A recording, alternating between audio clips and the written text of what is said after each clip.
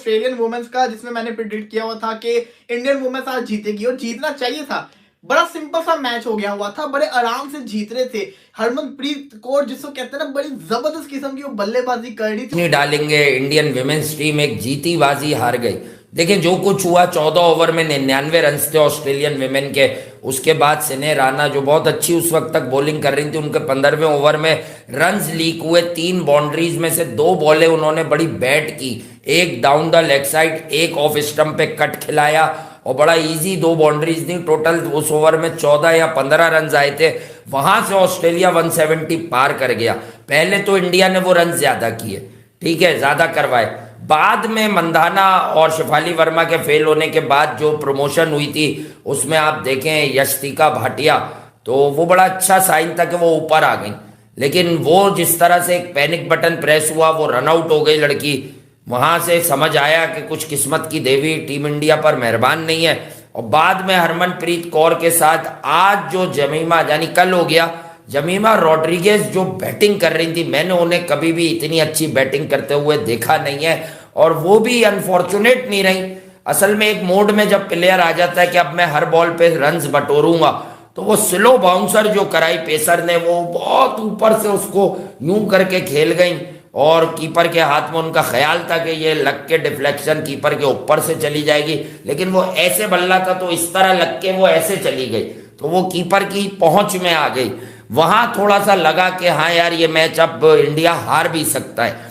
फिर हरमनप्रीत कौर बड़ा अहम वाइटल खिलाड़ी बन गई थी हमेशा की तरह, फिर वो भी रन आउट हो गई। उनका जो रन आउट था उसे कहते हैं क्रिकेट की बेसिक का पूरा ना होना। लेकिन मैं लोगों को एक बात याद दिलाऊं, मैं उन्हें सेव नहीं कर रहा कि आज सुबह से दोपहर तक भी ये खबर थी कि हरमनप्रीत कौर भी ये सेमीफाइनल नहीं खेलनी, यानी वो सीरियस इलनेस के बावजूद किसी न किसी तरह पेन किलर्स वगैरह लेकर, दवाएं लेकर वो ये मैच खेली हैं। तो वो भी बड़े शदीद वायरल से जो है। नमस्कार दोस्तों, जय हिंद दोस्तों। फिर से आप लोगों का द भारत न्यूज की एक नई वीडियो में आपका स्वागत है। दोस्तों कल के मैच में जो भारत और ऑस्ट्रेलिया के बीच में मैच हो रहा था, वो भी वोमेन्स सेमीफाइनल वर्ल्ड कप का हो रहा था, जो कि इंडिया हो चुकी है भाई बाहर।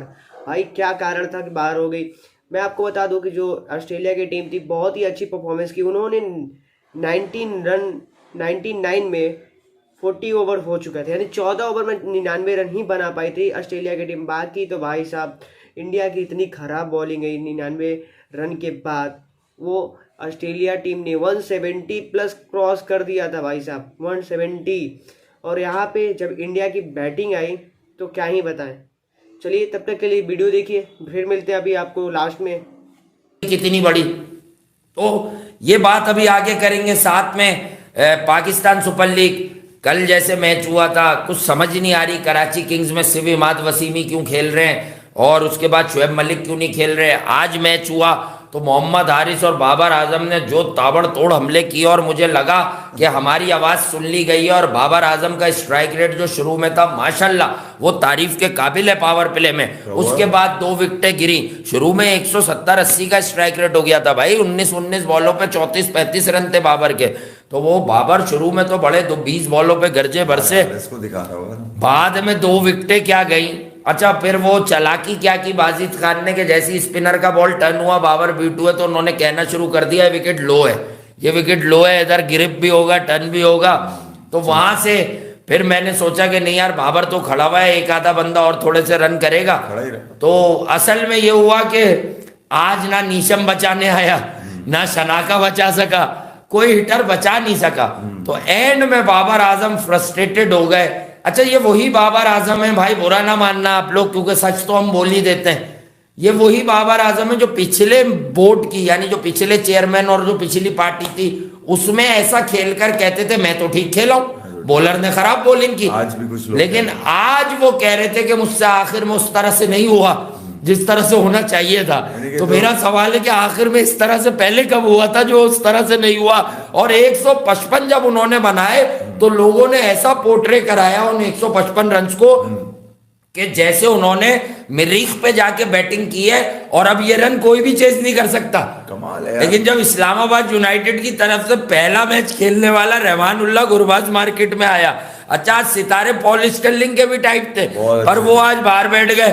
वो बाहर बैठ गए और रहमानुल्लाह गुरबज ने बोला भाई तू बाद में खेल, अब मैं ही हूँ। पहले मैं खेल क्या मारा है भाई रसीव एंडरसन, जो आईपीएल में भी नहीं चलता, और ये तो कहते हैं पीएसएल में बॉलिंग ज्यादा अच्छी है। शोएब भाई अब बता उसने क्यों मारा 31 गेंदे, मतलब बाबर के 75 रन पे इनकी मजाल कैसे हुई कि 31 गेंदे बाकी और ये 159 कर गए यार।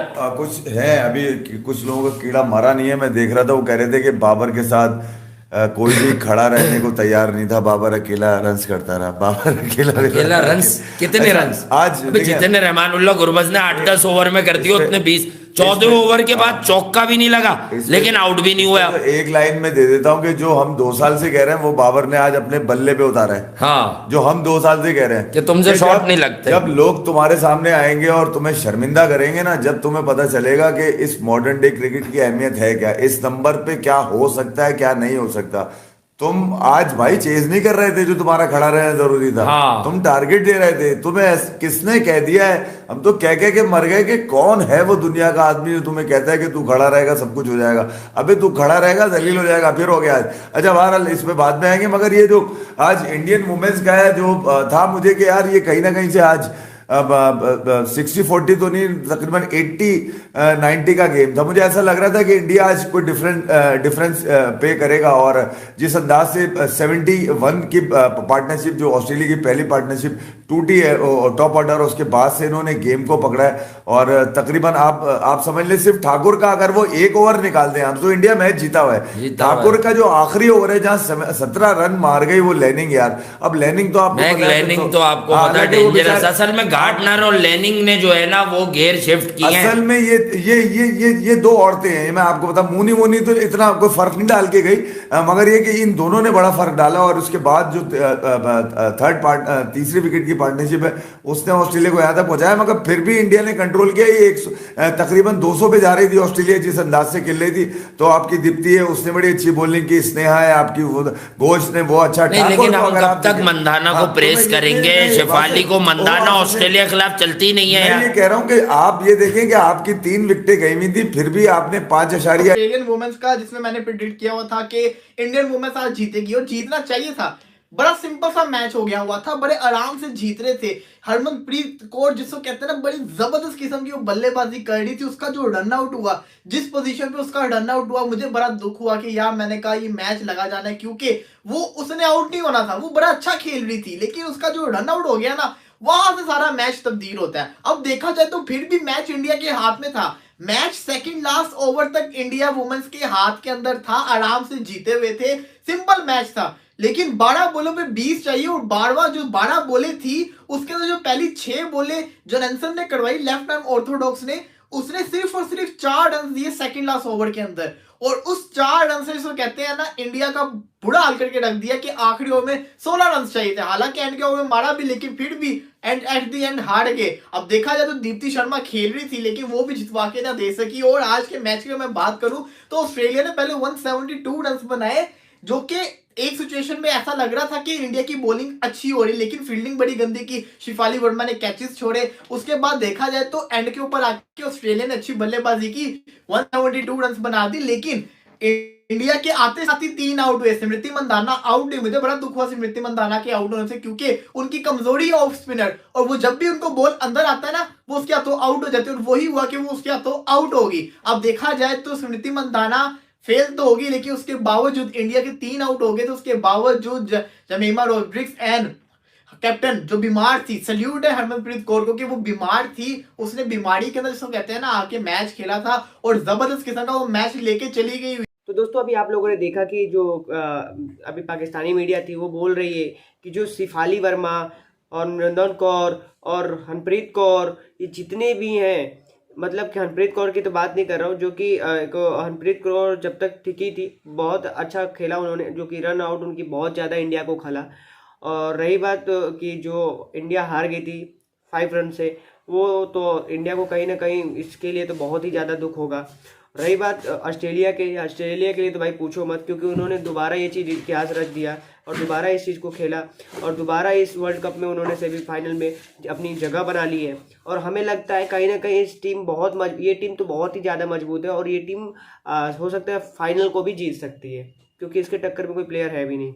रही बात इंडिया की बैटिंग की, तो बैटिंग में भाई साहब मैं आपको बता दूं कि जो बैटिंग इंडिया की हो रही थी बहुत ही गंदे तरीके से हो रही थी, और यहाँ तक कि फील्डिंग भी और बॉलिंग भी बहुत ही घटिया हुआ था।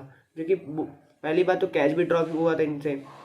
रही बात स्टार्टिंग इनसे तो अच्छी हुई थी, क्योंकि भाई साहब 14 ओवर में 99 रन बहुत ही कम था ऑस्ट्रेलिया को। अगर वहाँ पे उनको रोका जा सकता था तो इंडिया पूरा मैच जीता हुआ था, और फिलहाल भी मैच जीता हुई पूरा था, लेकिन उन्होंने कुछ गलतियाँ की है जिसकी वजह से आज इंडिया हार चुकी है और सेमीफाइनल से बाहर हो गई। काफ़ी निराशा हुआ और उनके लिए तो खुशी की बात है।